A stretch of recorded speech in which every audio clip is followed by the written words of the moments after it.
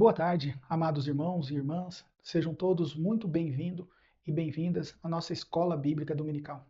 É uma alegria estarmos juntos para mergulharmos na Palavra de Deus. Hoje chegamos à nossa sétima lição do quarto trimestre de 2025, continuando nossa jornada de estudos sobre a natureza humana sob a perspectiva de Deus. Nas lições anteriores, exploramos temas profundos como a alma e seus atributos. Por exemplo, na lição 5, estudamos que a alma, junto com o espírito, forma a parte imaterial do ser humano. E vimos que o intelecto, nossa capacidade de pensar e raciocinar, é uma das suas funções principais. Pois bem, hoje daremos um passo adiante nessa investigação. Vamos focar especificamente naquilo que acontece dentro do nosso intelecto, os nossos pensamentos. O tema da lição de hoje é justamente esse: a arena dos pensamentos. Veremos como essa batalha mental é decisiva para a nossa vida espiritual e como, pela palavra, podemos vencer. O nosso texto áureo, que serve como farol para todo o nosso estudo, está em Filipenses, no capítulo 4, no versículo 8. Vamos ler junto, conforme a Almeida revisada e atualizada? Diz assim o versículo: Finalmente, irmãos, tudo o que é verdadeiro, tudo o que é respeitável, tudo o que é justo, tudo o que é puro, tudo o que é amável, tudo o que é de boa fama, se há alguma virtude e se há algum louvor, nisso pensais. A nossa verdade prática, que é o resumo da lição, nos diz: o cristão sábio e prudente preserva sua mente, tornando seus pensamentos obedientes a Cristo. O que o Senhor nos abençoe. Que o Senhor nos abençoe e nos dê entendimento enquanto estudamos este tema tão relevante para os nossos dias. Vamos então, meus irmãos? Nosso primeiro tópico, uma visão introdutória sobre os pensamentos. Irmãos, para entendermos qualquer aspecto da natureza humana, a Bíblia nos ensina a voltarmos sempre ao princípio, ao livro do Gênesis. E é lá que encontramos o primeiro casal, Adão e Eva, exercitando a faculdade do pensamento. Eles se comunicavam, compreendiam ordens, nomeavam os animais e tinham um relacionamento com Deus. Tudo isso exigia raciocínio, exigia a formação de pensamentos. No entanto, o relato da queda nos mostra a primeira grande batalha na arena da mente. Eva pensou no que a serpente disse, ponderou sobre o fruto proibido e foi enganada. Adão, por sua vez, deixou de pensar nas consequências e na ordem do nosso Deus e pecou também. Isso nos mostra, desde o início, que os pensamentos são centrais para nossas decisões, tanto para o bem quanto para o mal. Mas afinal, o que são pensamentos? A lição nos apresenta um conceito. Eles são processos mentais formados por informações, reflexões, lembranças, sentimentos, sons e imagens. Eles podem se originar de fatores internos, como nossa biologia, nossa psicologia e nosso estado espiritual, ou de fatores externos, como o ambiente ao nosso redor e a experiência que vivemos. Uma característica importante é que, independentemente da origem da Bíblia, deixa claro que nós somos responsáveis por aceitar ou rejeitar esses pensamentos. Não somos vítimas passivas dele. O texto de Filipenses, capítulo 4, versículo 8, que lemos há pouco, é um imperativo, uma ordem. Nisso pensais. Cabe a nós filtrar, avaliar e escolher no que vamos meditar. Nossa mente tem uma capacidade imaginativa incrível. Podemos construir cenários complexos, coloridos, silenciosos ou barulhentos. E moralmente, esses pensamentos podem ser de ordem bons ou ruins, puros ou impuros. Muitos deles são gerados a partir do que captamos pelos nossos sentidos. O que vemos, o que ouvimos, o que tocamos. Por isso, a Bíblia nos adverte a nos abster de toda forma de mal. Alimentar a mente com conteúdos impuros ou enganosos é abrir a porta para o pecado grave, como a violência, a imoralidade e a maledicência. Precisamos, com a graça de Deus, abortar esse ciclo pecaminoso ainda na fase do pensamento. Portanto, irmãos, a síntese deste primeiro ponto é que o pensamento faz parte da estrutura da alma humana e deve ser constantemente avaliado quanto à sua origem e à sua natureza moral. Diante dessa realidade, surge uma pergunta crucial: como podemos, na prática, gerenciar os nossos pensamentos? É isso que veremos no nosso segundo tópico, que se chama a gestão dos pensamentos. A carta de Paulo aos Filipenses, conhecida como a Epístola da Alegria, traz uma orientação prática e poderosa sobre esse assunto. O apóstolo não sugere, ele ordena, pensai. E ele lista o critério, tudo o que é verdadeiro, respeitável, justo, puro, amável e de boa fama. O verbo pensai, no original, indica uma ação contínua, uma disciplina ativa, não é algo passivo. Significa assumir a rédea da nossa mente e direcioná-la intencionalmente para o que é bom.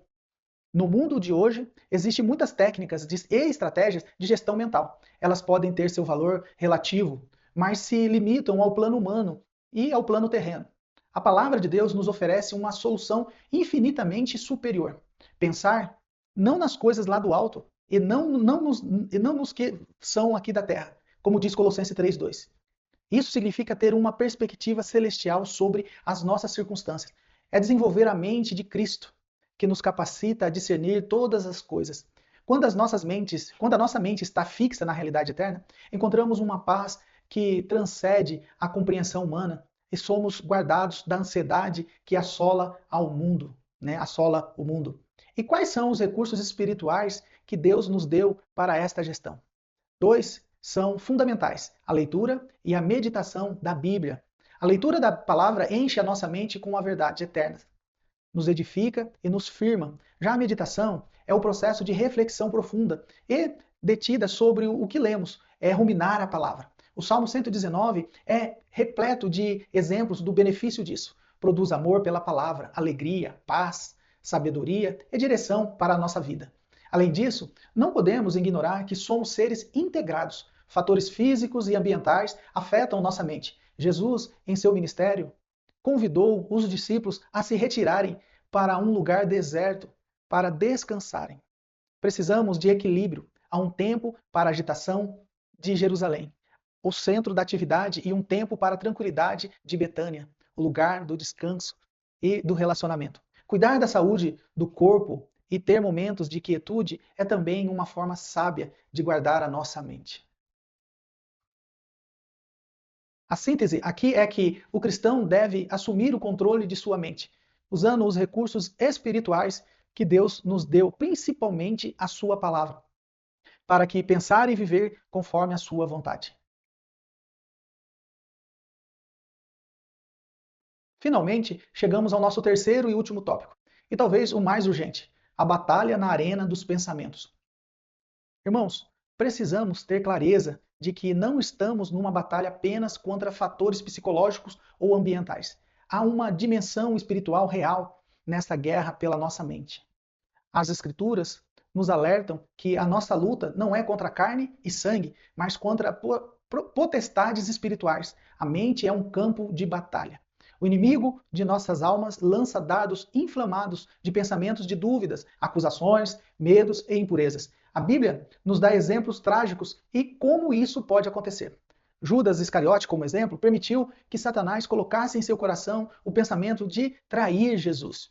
Ananias permitiu que seu coração fosse cheio pelo engano e pela cobiça, levado por Satanás a mentir ao Espírito Santo. São exemplos, poderia dar outros, mas são exemplos solenes de que não podemos brincar com os pensamentos que aceitamos. Por isso, Provérbios capítulo 4, no versículo 23, diz assim: nos adverte com tanta seriedade. Na versão NAA, ele diz: sobre tudo o que se deve guardar, guarda o teu coração, porque dele procede a fonte da vida. Nossa vida é dirigida pelos nossos pensamentos. Diante disso, a lição nos apresenta alguns cuidados práticos que devemos adotar. O primeiro, para seguir, não nutrir pensamentos distorcidos sobre nós mesmos. Isso gera complexo de inferioridade que nos paralisam ou de superioridade que nos tornam arrogantes. Devemos ver a nós mesmos com sobriedade, conforme a medida da fé que Deus nos deu. A palavra nos orienta a julgarmos nós inferiores ao nosso irmão. O segundo ponto é purificar a mente constantemente. Isso significa confessar os maus pensamentos, rejeitá-los em nome de Jesus e vigiar contra toda forma de mentira e engano. Terceiro, livrar-nos da intoxicação de informação. Vivemos na era do excesso. As redes sociais, as notícias, tudo isso pode gerar uma fadiga mental, exaustão e ansiedade. Precisamos de discernimento para dosar o consumo de informações. O quarto, focar a mente no que edifica, como Paulo diz em 1 Coríntios capítulo 10, versículo 23. Todas as coisas são lícitas, mas nem todas elas convêm. Todas são lícitas, mas nem todas edificam. Nosso critério deve ser este. Isto está me edificando? E o quinto, construir relacionamentos saudáveis. Contendas, fofocas e discussões acaloradas geram uma turbulência mental que dificulta a paz e o discernimento espiritual. Em resumo, a mente é de fato uma arena de batalha espiritual, que exige de nós vigilância constante, pureza de coração e ações práticas para preservarmos a nossa saúde mental e espiritual. E agora partimos para a conclusão dessa lição maravilhosa no dia de hoje, né? E vamos refletir um pouco nesse momento. Chegamos ao final da nossa lição e o apelo da palavra de Deus hoje é para que examinemos o que tem ocupado a arena dos nossos pensamentos. Para um viver verdadeiro cristão, equilibrado e cheio de paz de Deus, precisamos nos render à obra transformadora do Espírito Santo em nossas mentes. Como nos exorta Romanos, e não vos conformeis com este século, mas transformai-vos pela renovação da vossa mente, para que experimentais qual seja a boa, agradável e perfeita vontade de Deus. Que essa semana sejamos desafiados a praticar o que aprendemos, que possamos intencionalmente guardar nossos corações, filtrar nossos pensamentos pelo critério de Filipenses 4:8 e nos alimentarmos cada dia mais da palavra de Deus. Assim, nossa mente será renovada e experimentaremos a boa, agradável e perfeita vontade de Deus. Fique com Deus, meus irmãos. Até uma próxima. Que Deus abençoe a cada um, a cada professor, a cada aula e que o Espírito Santo possa agir em cada coração para receber essa palavra nesse dia tão importante, tão maravilhoso dessa lição.